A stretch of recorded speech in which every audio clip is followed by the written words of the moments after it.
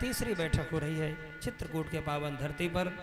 इस बैठक में भरत अपने सिद्धांत पर डटे हैं राम को वापस अयोध्या ले जाने के लिए, और राम अपने सिद्धांत पर डटे हैं अपने वनवास की यात्रा करने के लिए। भरत जी कहते हैं भैया आप वापस अयोध्या लौट चलें, आपके बदले में 14 वर्ष वनवास में रहूंगा, और केवल 14 वर्ष ही नहीं पूरी जिंदगी मुझे वनवास में रहना पड़े तो मैं रहने के लिए तैयार हूं, लेकिन आप अयोध्या लौट चलिए। धन्य है भरत, महाराज जनक ने कहा तुम्हारा जीवन धन्य है। और महाराज जनक कहते हैं इन दोनों सिद्धांतों में आज भरत की विजय हुई।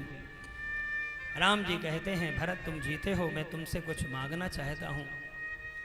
मैं ये चाहता हूँ कि पिता की आज्ञा का पालन भी हो जाए। हम रघुवंशियों की हमारे कुल की एक परंपरा है कि प्राण जाहि पर वचन न जाई, रघुकुल रीत सदा चली आई। पिता की आज्ञा का पालन भी हो जाए और 14 वर्ष में वनवास में संतों महापुरुषों के दर्शन करूं, तब तक आप अयोध्या के राज सिंहासन को प्रजा का पालन करो, वापस मैं आके अपना राज्य तुमसे ले लूंगा। ये मेरी आज्ञा है। भरत समझ गए कि कहीं ऐसा न हो कि भगवान मुझसे नाराज हों, और अगर नाराज हो के भगवान अयोध्या लौटे तो भरत की भक्ति श्रेष्ठ नहीं। जिसमें हमारे स्वामी की प्रसन्नता हो भगत को वही काम करना चाहिए। क्या पावन चरित्र है। इस दिव्य प्रसंग से भाई भाई का क्या भाव होना चाहिए। आजकल समाज में छोटी सी जमीन के चक्कर में कितना झगड़ा हो रहा है।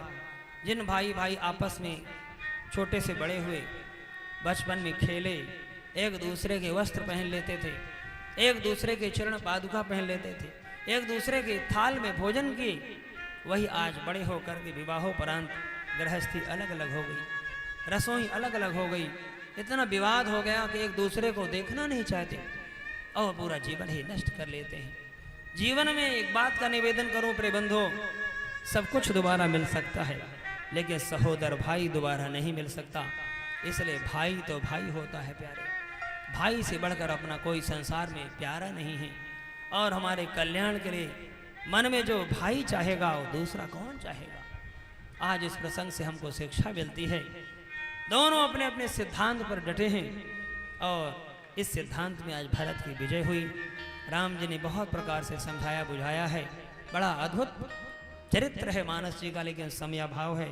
हमको आज नवधा भक्ति सबरी मैया के दिव्य पावन प्रसंग तक चलना है, क्योंकि कल का ही कुल समय बचा हुआ है।